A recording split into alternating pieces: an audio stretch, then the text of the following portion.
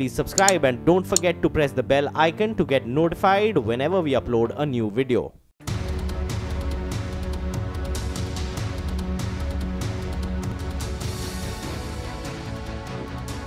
We're prepared to start a new history, and we're ready to write a new chapter between our nations. Yet while the armistice was agreed to, the war never ended. To this day, never ended. But now we can all have hope that it will soon end.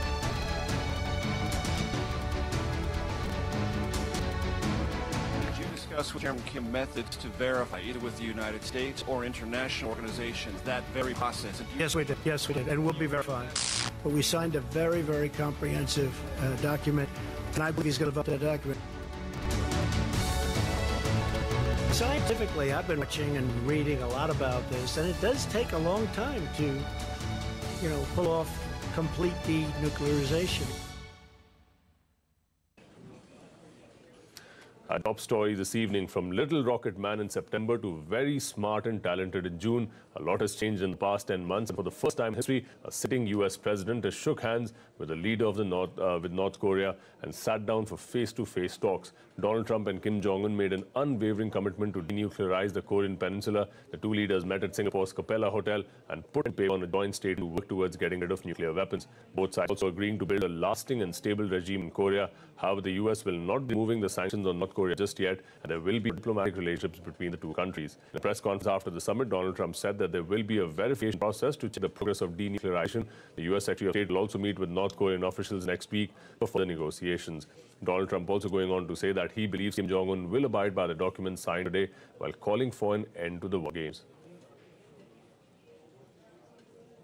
To, pull off complete denuclearization. It takes a long time. Scientifically, you have to wait certain periods of time, and a lot of things happen. But despite that, once you start the process, it means it's pretty much over. You can't use them. That's the good news. And that's going to start very, very soon. I believe that's going to start very soon. We will do it as fast as it can mechanically and physically be done, Steve. And the sanctions? The sanctions will come off when we are sure that the nukes are no longer a factor. Sanctions played a big role, but they'll come off at that point. I hope it's going to be soon. I want to get our soldiers out. I want to bring our soldiers back home. We have right now 32,000 soldiers in South Korea, and I'd like to be able to bring them back home, but that's not part of the equation right now. At some point, I hope it will be, but not right now. We will be stopping the war games, which will save us a tremendous amount of money. Handshake between an American president and the North Korean leader, but slightly weak as far as that agreement is concerned on the details of denuclearization. But back home, RBI Governor Urjit Patel deposed before a parliamentary panel today and revealed some startling numbers. According to him, there have been over 5,900 bank frauds in FY18, which is a 16% rise from FY17. Also, these frauds add up to over 32,000 crore rupees, being a 35% rise compared to last year in terms of value. Parikshit Luthra is here with more details. Parikshit, can you take us through the details of that deposition? Well, that was a long deposition that went on for almost 3 hours and more.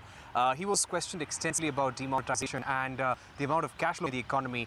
The point that all the MPs were trying to make, especially the opposition MPs, was that why is it that the amount of cash flow in the economy right now is much higher, almost double the amount that was there before demonetization. So that was the one big point. The other issue was the Nirav Modi, the Punjab National Bank scam. The RBI governor was grilled extensively about the Punjab National Bank scam, especially about Nirav Modi. How was Nirav Modi able to send so many LOUs? So the RBI should be taking accountability. This is what some of the opposition MPs have said, and they also confirmed to us. Urjit Patel was also asked about why are ATMs running dry. Remember, ahead of the by-polls, we had been getting reports of how ATMs in certain parts of the country do not have enough cash. They are running dry. This was a story that the opposition had taken up in a big way. So today, that was a question that was put extensively to the RBI governor. They also said it was said that people are losing faith in the banking system. So this was a general allegation made by the opposition MPs, but they were saying that the opposition kept up the attack and they had a lot of questions, and they're now waiting for detailed replies from Urjit Patel, the RBI governor. So in coming days, the opposition is going to take this up in a big way. We already have a reaction from the Congress. With that, it's back to you, Areeb. Right, many thanks, Parikshit, for joining us with all the details there. Let's all get to Parnabhya. Ritu Parikshit, they're detailing the number of frauds that have taken place, but the governor also seeking amendments to the Banking Regulations Act for better supervision of PSU banks. Can you take us through the details from there? Well, in a written reply to the panel, the RBI governor, according to my sources, said that the Banking Regulation Act does not give the RBI full powers to regulate public sector banks, as against other banks where it has full powers to take a call on several more measures and issues. Now, according to my sources, the RBI governor has specified at least 9 specific instances under which RBI can take or has powers to regulate our private sector banks, but not public sector banks. These 9 issues include, for example, appointment of CMDs and the chairman, appointment of managerial staff or their removal, licenses and license-related conditions, things like that. And the RBI governor also told the panel of MPs through this written reply that it has actually initiated consultations with the government regarding this specific issue. The Section 51 of the Banking Regulation Act will have to be amended so as to give RBI full powers to control public sector banks, and that such consultations with the Finance Ministry are on at the moment. With that, it's back to you. Right, Ritu. Many thanks for all the details coming in from there. To take that conversation forward, let's go across to Shireen Bhan, who's joined by a couple of experts. Shireen, over to you. Well, thanks very much. In fact, this is an issue that we've been flagging here on the channel ever since the PNB scam came to light. We've had several eminent former bankers as well as policymakers from Montek Singh Ahluwalia to the former RBI Governor Bimal Jalan weigh in on specifically this issue, whether there needs to be an amendment of the Banking Regulation Act to give the Reserve Bank more powers to supervise public sector banks, and whether the Department of Financial Services, which is the arm of the government that really regulates PSBs, should be done away with altogether. Joining us now to take the conversation forward is the former RBI Deputy Governor H.R. Khan, as well as banking sector expert Ashwin Parekh. Gentlemen, appreciate you joining us here. Mr. Khan, this debate is back on the table, and this is what Urjit Patel has told the Parliamentary Standing Committee on Finance, saying that the Banking Regulation Act needs to be amended to give the RBI powers to supervise public sector banks in the manner in which it does private sector banks. Do you believe the time has come for that change, sir? I believe, if you recall, Governor Patel had articulated this in a speech he gave in Gujarat National Law University a couple of months back, when he talked about banking regulatory powers should be neutral from ownership point of view. And this was based on from what is the Financial Stability Assessment report had talked about. It also evoked a very strong reaction from the government, sir. After the governor made that speech, there was an equally strong reaction from the government, which seemed to suggest that it took umbrage at the Reserve Bank trying to shirk its responsibility of what had happened at the Punjab National Bank. Neutral from ownership point of view, and this was based on from what is the Financial Stability Assessment report had talked about.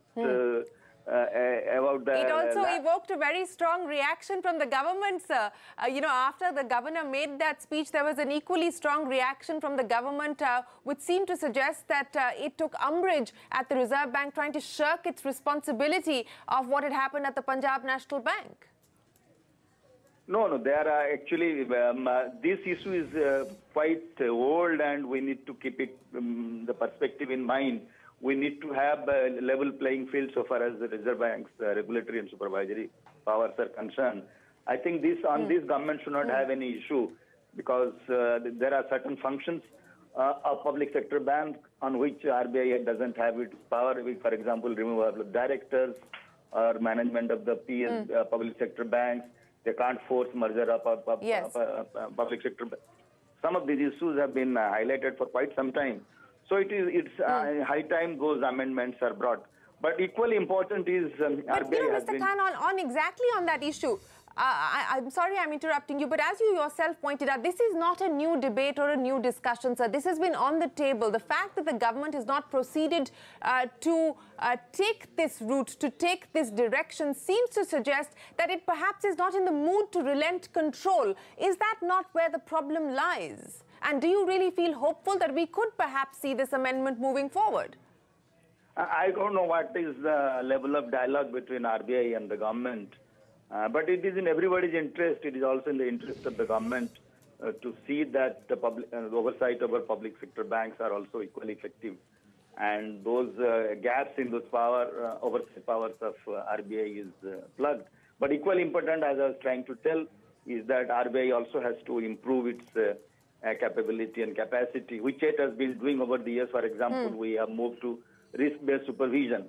But few areas I think we need to strengthen in terms of specialization, in terms of areas where probably we have to relook at our supervisory process. For example, you mentioned about PNB thing. You have moved to inspection only at the head office, risk-based supervision. I think some amount of transaction testing and some amount of branch-level verification may also be necessary.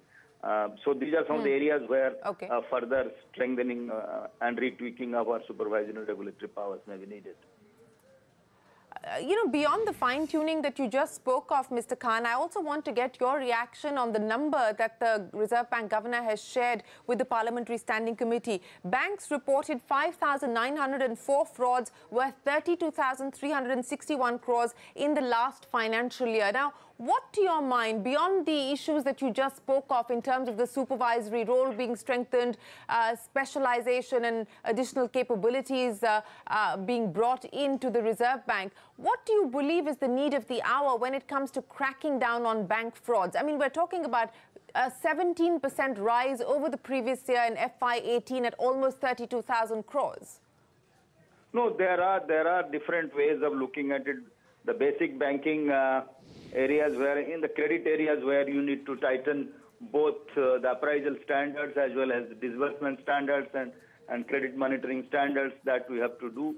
And the operational risk area is also, which was evident in case of PNB.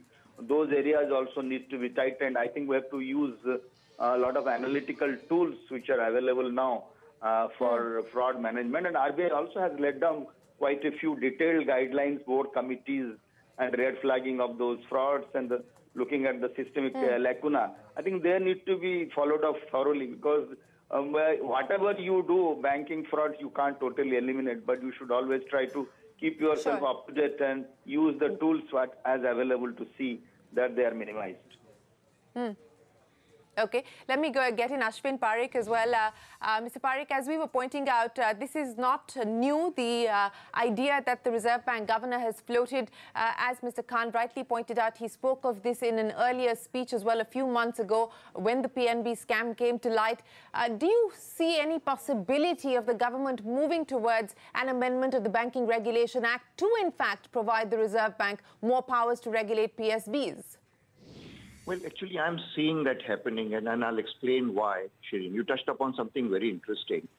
The first knee-jerk reaction on the part of the government after Dr. Patel, the governor, delivered this speech at the Gujarat University, at one of the institutions, the first knee-jerk reaction was that there is adequate powers, But then the dialogue between the RBI and the government that must have happened, must have really convinced the government that there must be a need for doing something. The reason I see is very simple, Shiri. Government is not just, a referee around here. He's also the shareholder. Now, he suffers the most if, for instance, more frauds happen or if there are irregularities in the banking system.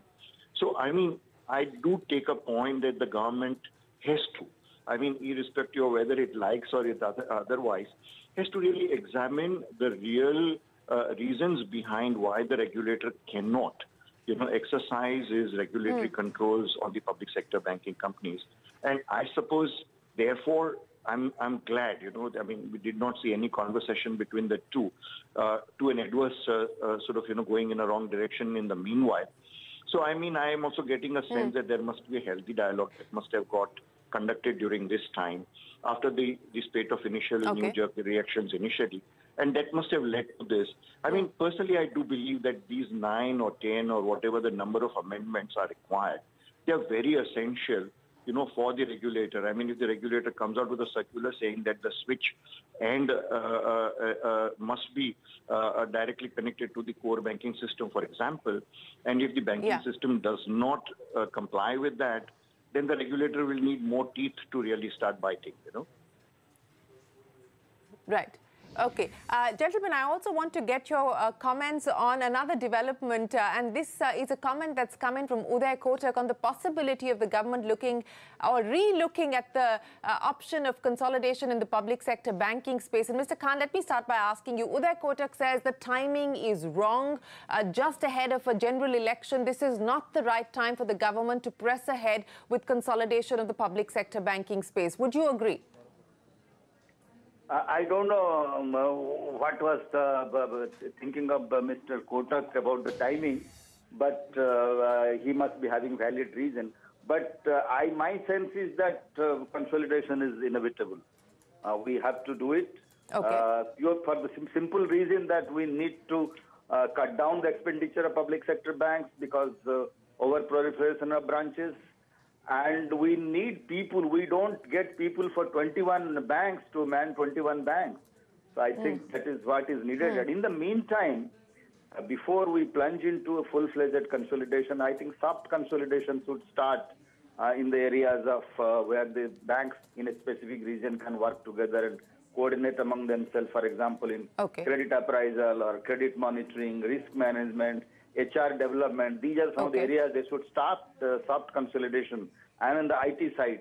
So eventually when the merger, the consolidation happens, it will be painless and relatively less bumpy. So you're then suggesting that there be a regional, thrust when it comes to consolidation, at least to start with? That's one model. The other model could be a mix and match of region and the asset size, all the cultural issues or IT part of it. So we can have different models.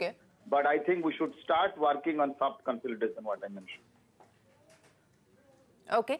Let's just listen into what Uday Kotak had to say on PSB consolidation before I bring in Ashwin Parekh with his point of view. At this point of time, 1 year before election, it's a wrong time to be thinking about consolidation of public sector banks in any shape at this point of time. But when do you think, I mean, do you think there is a scope or there's reason enough for so many banks to exist when a lot of them are doing the same work and are not in a good position? The government is also not able to capitalize all of them to the extent needed. Right time you have to think about these things, okay? So, you've been a big champion of the IBC, but, are you as a banker really satisfied with what we've seen so far? I know you said the government has been quick to respond with changes, but some of those changes, especially the Section 29A, has been the cause for a lot of these delays. No, I think you have to, some of the first successes are good. The process is evolving. Some of it is taking a little longer. In many cases, 270 days period is getting over. So we have to watch the process, and I think this is a process of evolution. The most important point about IBC is it has decisively changed the balance in favor of the creditor in control versus the debtor in control. And I think that's a very powerful move. Well, that's Uday Kotak saying timing not right for PSB consolidation a year ahead of the general elections. Ashwin Parekh, would you agree? Yes, I do agree. I mean, if we go back to the first time ever we talked about seriously about consolidation was 2004. Immediately after the new government came in, Mr. Chidambaram, the then finance minister, talked about it, and we've been talking about it regularly. I suppose some of the efficiencies and the benefits that could have come out of consolidation in public sector banking, I mean, they are perhaps not as sharp as they were in 2004 or in 2005 era. But be it so, I mean, timing-wise, it's all wrong. I mean, 1 year to election, I totally agree. So the government will have to make several amendments. I mean, there is a larger subject of corporatization before consolidation. And you have to move these banking companies into Companies Act rather than in the nationalized banking fold.